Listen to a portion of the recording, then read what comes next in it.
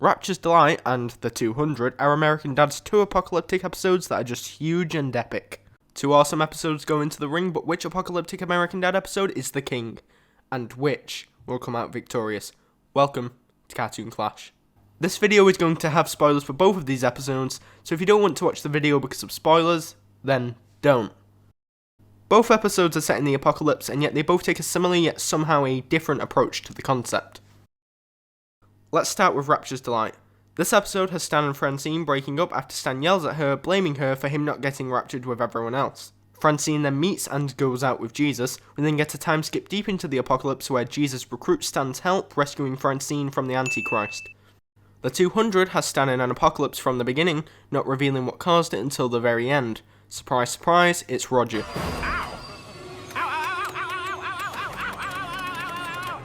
I feel like I'm gonna fart. Come on, man, just a little wind.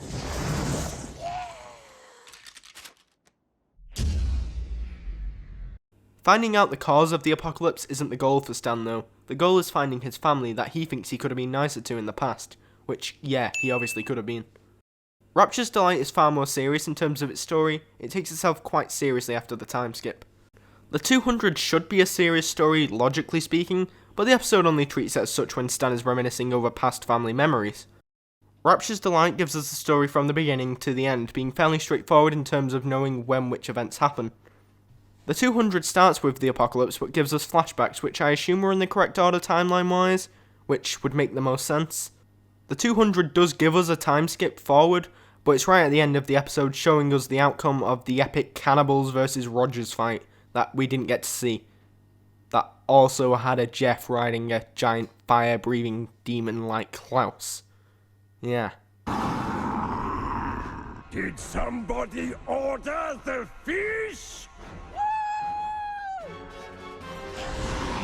Rapture's Delight is set at Christmas, and in a future episode known as Season's Beatings, the Antichrist is adopted by Jeff and Haley, and at the very end of the episode says something along the lines of, "I'll see you again, Stan Smith, when the rapture comes." While it isn't a part of this story, it does tie together, and the Season's Beatings moment was a good callback to what would happen in the future. It's a callback to a previous episode that's set in the future. That's something. The 200 doesn't seem to be set at any particular time in the year, meaning the timeline isn't nearly as complex as Rapture's Delights, and there don't appear to be any other connections to this episode from episodes before or after. One of the things the 200 story is best at is giving us plenty of foreshadowing to what would be the cause of the apocalypse, being the Hadron Collider. It was a little obvious that they'd bring up the Hadron Collider later in the episode, but it isn't slapped in the face with a fish obvious. I'm not even sure what being slapped in the face with a fish obvious is. Both episodes have Stan be their main focus. He's the main character of the series, so you might say that that's obviously the case, but American Dad has had plenty of episodes where he isn't the main character. I think next to Stan, Roger probably gets the most episodes revolving around him. Anyway, I'm getting sidetracked, back to Stan. In Rapture's Delight, before the apocalypse truly happens, Stan is just a big arsehole to Francine, blaming her for him not getting into heaven. When the time skip takes us to the future, we get a badass demon hunting Stan with a hook for a hand. I think he does redeem himself in the end, letting himself die in the most badass way possible while Jesus and Francine get to safety. While he's usually a serious character, the apocalyptic version of Stan is definitely on another level than a normal American Dad episode. In the 200, the episode starts after the apocalypse already happened, and we get a Stan that mostly just misses his family. His tattoos representing his memories of them, reminding him that he was stubborn, selfish, and all around not too nice to them. His interactions with other characters are mostly serious, as it just causes him to think of his family more and more. Like Rapture's Delight, Stan is far more serious in this episode than a typical American Dad episode. This Stan seems a bit more noticeably sad though. His seriousness and sadness is often cut off by other characters in this episode, which is good because if it was all just Stan it simply wouldn't be enjoyable. Accompanying Stan in Rapture's Delight for the most part is just Jesus. I do like American Dad's portrayal of Jesus. He's very calm and serious, and he's in the right throughout.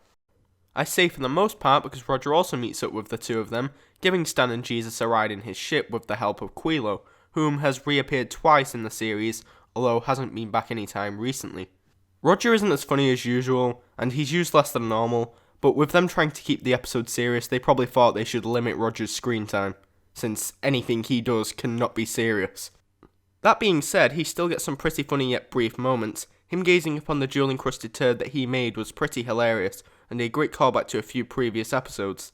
It's the perfect episode to be Stan's first meeting of the turd, as wherever it goes you can be guaranteed some pretty messed up stuff will happen.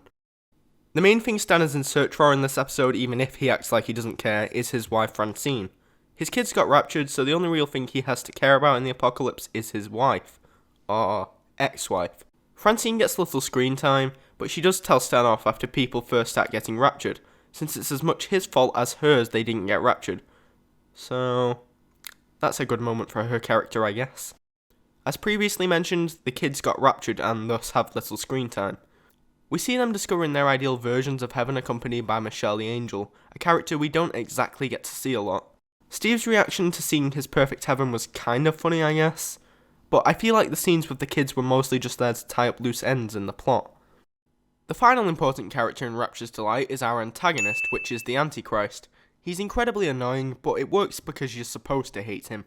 He's only on screen for like a minute, which is good because if he was on screen any longer he would become far too annoying. He works, and the reason he works well is because he's supposed to be the exact opposite of Jesus, and he is. Sorry, do-gooders! The Antichrist. Condemn them, Mother! For they know exactly what they do! I'm sorry, what does that mean?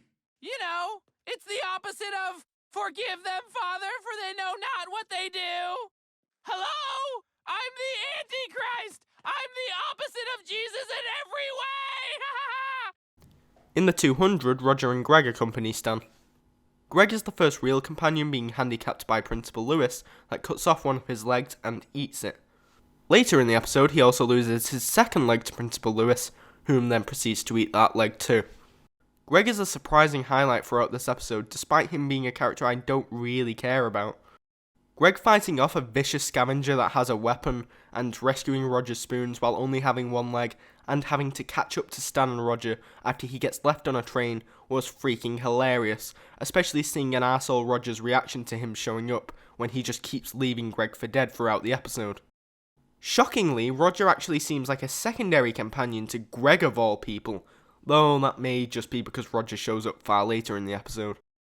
Roger has his focus be on spoons, which he treats as the apocalypse's currency, and more importantly, we get the reveal that the 200 that Roger made up actually were real, and that all of his personas managed to form separate functioning entities. The family, other than Stan and Roger, don't do much, but like Rapture's Delight, they are there to give Stan something to find. Unlike Rapture's Delight though, it's the entire family he's trying to find instead of just Francine. The moment Stan finds them, they use their skills they had in Stan's flashbacks earlier in the episode to help rescue him. A couple of the villains in this episode are just random no-name survivors.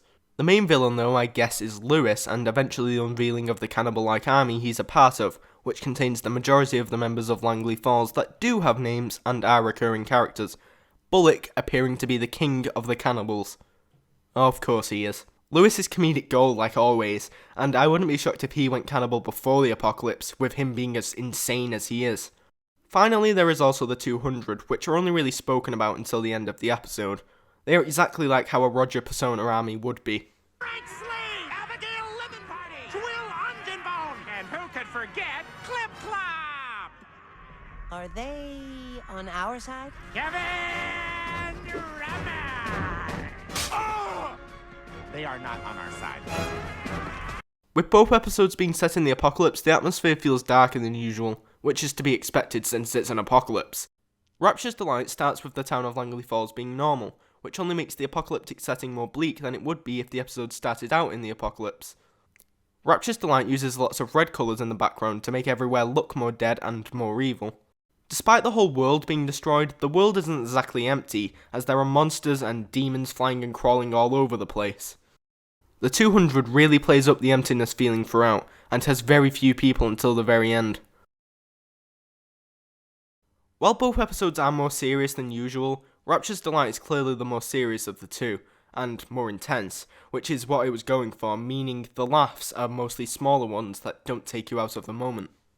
Though Stan having sex with a man he thought was Jesus was hilarious, but that's before the time skip happens and before the serious tone really sets in. Actually, you know what? Most of the episode before the time skip is quite comedic. Whether it's Father Donovan being shocked that God was actually real, Stan and fake Jesus, or even Steve's ideal version of heaven, the episode does have plenty of jokes in there. Maybe there aren't as many jokes as a regular peak episode of American Dad, but the episode is also trying and succeeding at doing something other than just making the audience laugh. The 200, despite the setting, is actually really funny. The only character treating the situation as dire and as serious is Stan. Roger's obsession with spoons, Greg somehow always surviving, Lewis the cannibal, and the 200 Rogers were all fantastic, not to mention all of the other great ridiculous nonsense that happens in this episode.